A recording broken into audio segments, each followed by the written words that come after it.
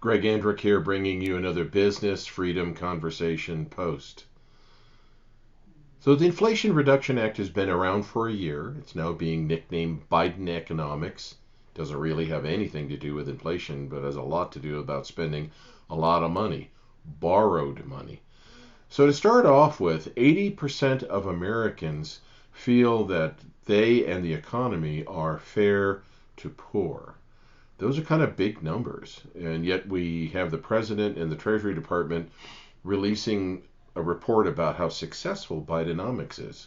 We're just wondering, what is it that Bidenomics is trying to accomplish? So a new release, this is the highest number in a really long time.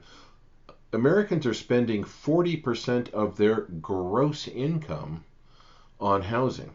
This is huge, and this is going to affect your business. This is up probably 7 to 9% from just last year that they're spending on housing. That's a pretty big increase.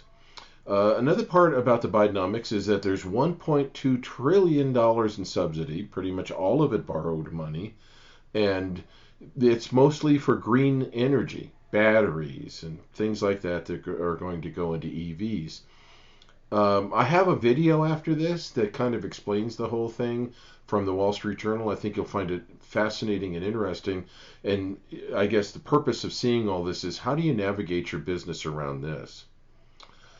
The most chilling part about this, and this is kind of something that I think all small business owners have to think about, is all these subsidies, and where the Bidenomics is going is that the government is going to decide where and how money is spent, and that bureaucrats are going to be making business decisions on where the money goes. So how do you feel about having the economy more and more controlled by bureaucrats, non-elected people that are operating this big monolithic thing on huge amounts of borrowed money?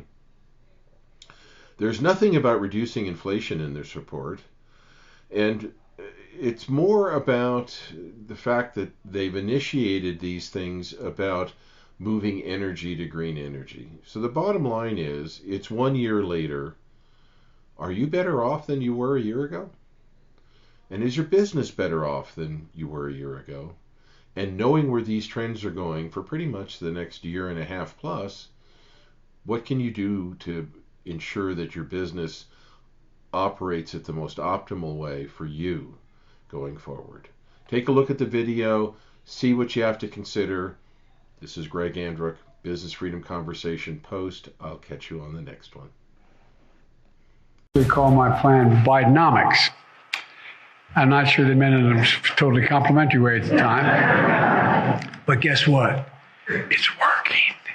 Welcome to the Journal Editorial Report. I am David Asman in this week for Paul Gigot. Now, that was President Biden Wednesday celebrating the 1-year anniversary of the so-called Inflation Reduction Act and insisting that Bidenomics is working. I don't know if you heard that, but Americans don't seem to be buying it, with a whopping 80% of voters in the latest Fox News poll describing economic conditions as only fair, or worse, poor. And it's no wonder, with new data showing that homeowners are spending 40% of their gross income on their mortgage as rates hit their highest level in more than 20 years. And as Moody's estimates that Americans are spending $709 more per month on goods and services than they did just 2 years ago. Let's bring in our panel. We have Wall Street Journal columnist Dan Henninger, Kim Strassel, and Bill McGurn. Good to see you all.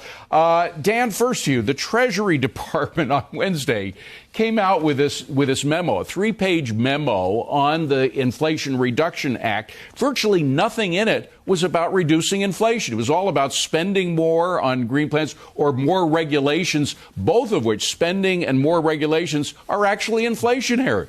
Right. What do you make of that? Well, I make of it that Joe Biden has a habit of saying, or at least whispering, things that he thinks are true, but nobody else knows they are just simply untrue. Yes. And one is that Bidenomics, or the Inflation Reduction Act, is working. Let's roll it back to when they were actually passing this act. They did call it the Inflation Reduction Act, and this was the theory.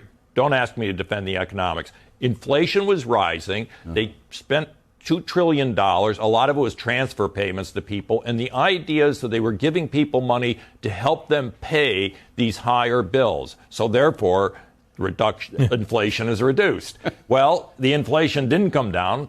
People didn't see the prices coming down for them, and the support for his policies are at like 1/3%. Kim, I just want to read one sentence from this Treasury Department memo. It says, in our first year of implementation, the Treasury Department has focused on achieving 3 goals: creating good-paying jobs, strengthening our energy security, and tackling the climate crisis. Of course, nothing about reducing inflation there, but strengthening our energy security.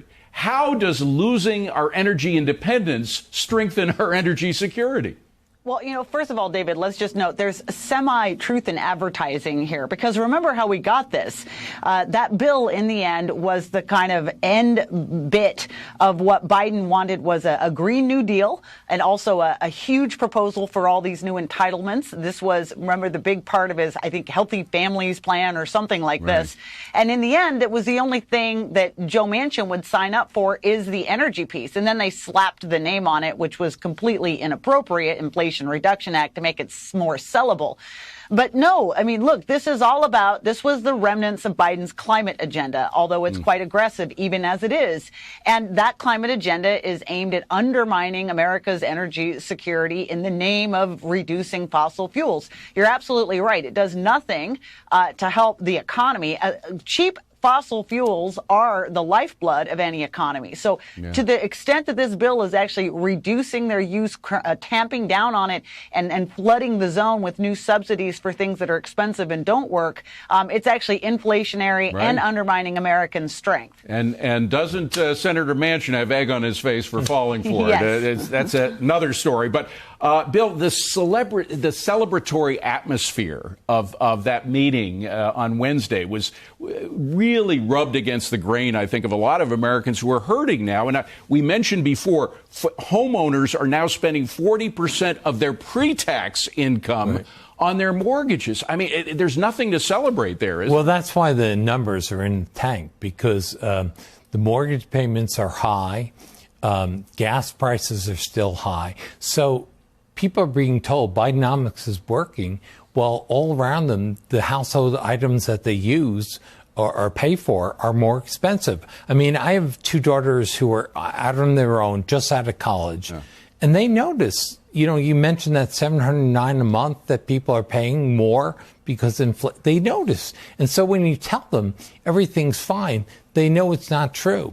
Yeah. And Dan, you also have this extraordinary idea, or the way in which they're putting their subsidies, trillions of dollars. I mean, originally the plan was like $400 billion. Turns out it's $1.2 trillion worth of subsidies, with these grand plans of having the government bureaucrats and politicians are going to decide what's good for the economy now, where that money is best invested, rather than business people.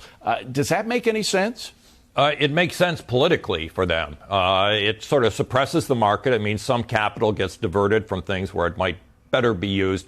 But they are spending so much money on subsidizing green industries, batteries, solar, electric, microchips as well. And most companies are taking these subsidies. And we're talking about a lot of companies. And so those companies are becoming dependent on the government long term. There'll be a tight bond between the government, and if it's a Democratic government, they will direct these industries in the direction they want them to go politically. But already, Kim, we've seen the failure of some of these policies. I mean, Ford, I think they got about $2 billion in various subsidies for battery plants, et cetera.